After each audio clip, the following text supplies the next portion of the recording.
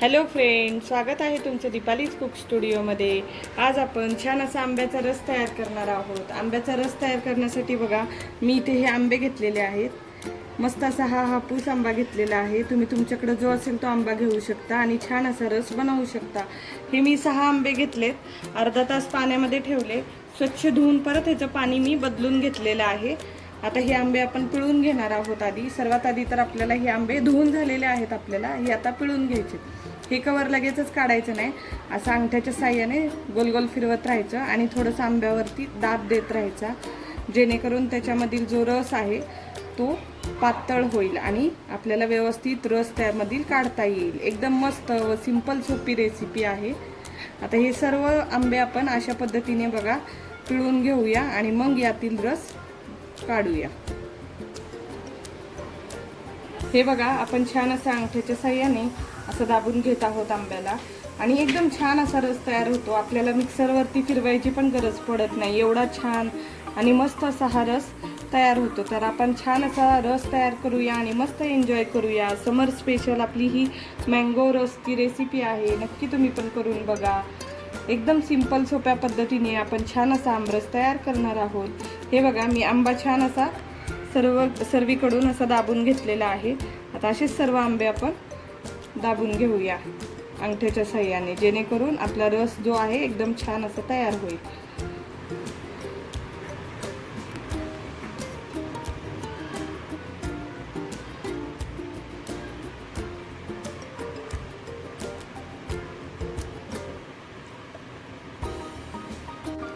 आंबे मी छान असे पिळून घेतलेले आहेत। हे बघा, आता आपण एका भांड्यामध्ये याचा रस काढून घेऊया आणि हे पाण्यातच ठेवलेत। आता आपण दुसऱ्या भांड्यामध्ये रस काढून घेऊ। इथे मी हे भांडं घेतलेलं आहे। आता आंबा आपण या भांड्यामध्ये पिळून घेऊया।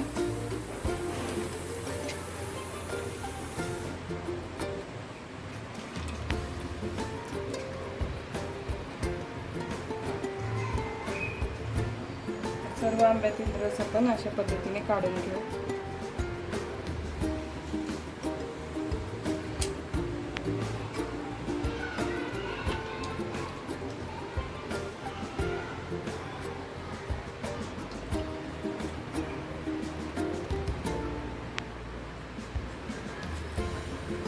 हे बघा, अशा पद्धतीने आपण सर्व रस काढून घेऊया।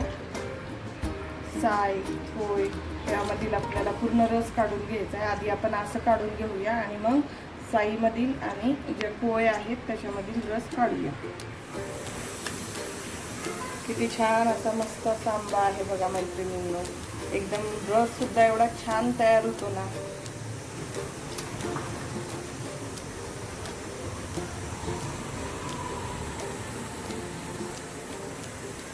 हे बघा, मस्त असा आपला आंबा आपण यामध्ये काढून घेत आहोत।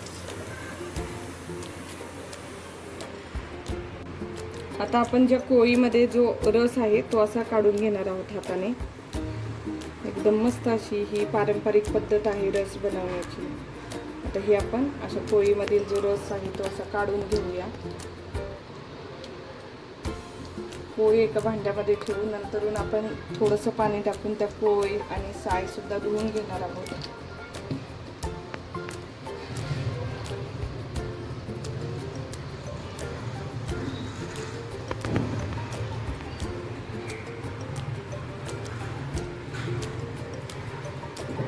असा हातावरती आपल्याला फिरवत राहायची पोळी, म्हणजे जेणेकरून त्यामधील जो रस आहे तो असा भांड्यामध्ये खाली पडतो आणि पोळी अशी पूर्ण मोकळी होते।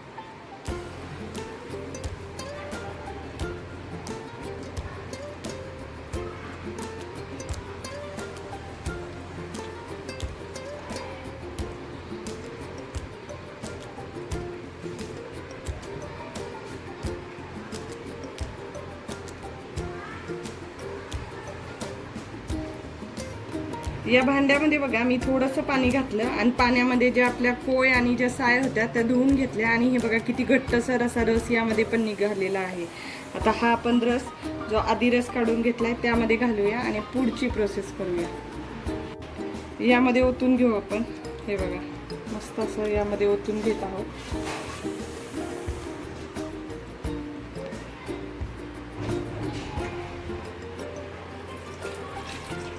आता रवीच्या साह्याने आपण रस चांगला तयार करून घेऊया. असं मस्त आपण एकदम छान असा रस तयार करू. मिक्सरचा वापर नाही करणार आहे आपण, असाच रस आपल्याला हटून घ्यायचा आहे चांगला. एकदम छान मस्त असा रस तयार होतो.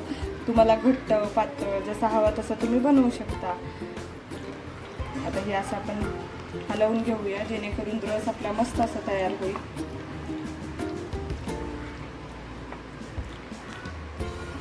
तुम्हाला हवा असेल तर तुम्ही मिक्सरचा पण वापर करू शकता मैत्रिणींनो. पण आपण इथे मिक्सर आत्ता वापरणार नाही. आपण रवीच्या साह्यानेच मस्त असं छान आपला आंब्याचा रस तयार करणार आहोत.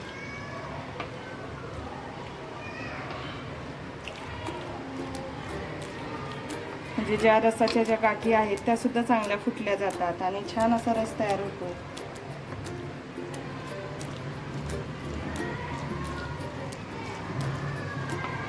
ही एकदम पारंपरिक पद्धत आहे छान अशा पद्धतीने रस तयार करण्याची. नक्की तुम्ही पण करून बघा, तुम्हाला सुद्धा खूप आवडेल आणि रस सुद्धा एकदम छान लागतो टेस्टला.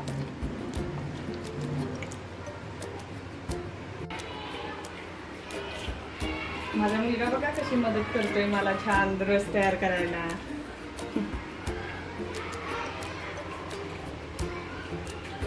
रस बघा आपण असं तयार करून घेतलेला आहे. आता हा आंबा गोड आहे त्यामुळं मी थोडीच साखर वापरणार आहे, जेवढी मला हवी तेवढी. तुम्ही तुमच्या आवडीनुसार कमी जास्त गोड आंब्याच्या ह्याच्यानुसार करू शकता. आता आपण यामध्ये साखर घालूया. एक 3 चमचे मी इथं साखर घेतलेली ती घातलेली आहे. आता यामध्ये आपण थोडं नॉर्मल टेम्परेचरचं जे दूध आहे ते सुद्धा घालू. एक अर्धा ग्लास भरून मी दूध घातलेलं आहे. आता हे छान आपल्याला हलवत राहायचं, मिक्स करून घेऊया मस्त.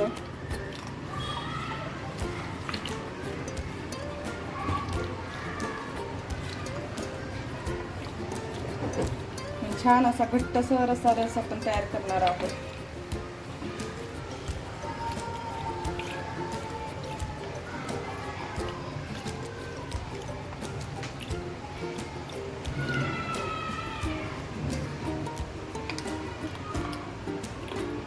हे बघा ज्या गाठी आहेत त्या सुद्धा व्यवस्थित फुटत आहेत असं आपण रवीने फिरवल्यामुळं. आणि रस सुद्धा एकदम छान तयार होत आहे आपला.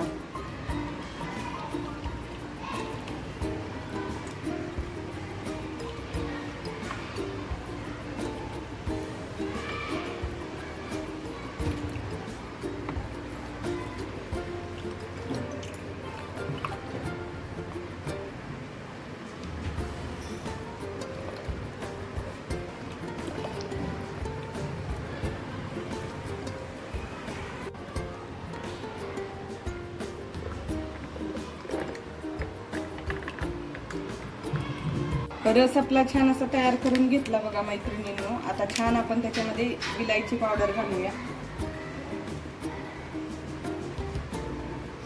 विलायची पावडरनी आपल्या रसाला अजूनच छान अशी टेस्ट येते. आता जरा परत एकदा 1-2 मिनिटं आपण हलवून घेऊ जेणेकरून जी विलायची पावडर आहे ती छान अशी रसामध्ये मिक्स होईल.